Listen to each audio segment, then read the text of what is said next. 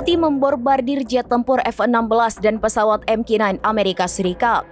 Adapun serangan ke jet tempur andalan Washington itu dilakukan hanya dalam 1 hari. Dikutip dari tribunnews.com, serangan itu dikonfirmasi oleh pejabat senior di Departemen Pertahanan Amerika Serikat. Serangan itu diklaim dilakukan untuk pertama kalinya pada Rabu 19 Februari. Pejabat Pentagon melaporkan rudal Houthi terbang di atas Laut Merah dekat Yaman. Namun dia mengatakan rudal tersebut tidak mengenai jet tempur F-16 Amerika Serikat. Di hari yang sama, Houthi juga menembakkan rudal ke pesawat tak berawak MQ-9 Amerika Serikat. Fox News melaporkan para pejabat tinggi Amerika Serikat sedang membahas pendekatan terbaik untuk menanggapi tindakan Houthi. Di satu sisi, Houthi menyebut rudalnya berhasil mencapai target sasaran di Laut Merah. Terlebih, Presiden Amerika Serikat Donald Trump kembali menunjuk Houthi sebagai organisasi teroris asing.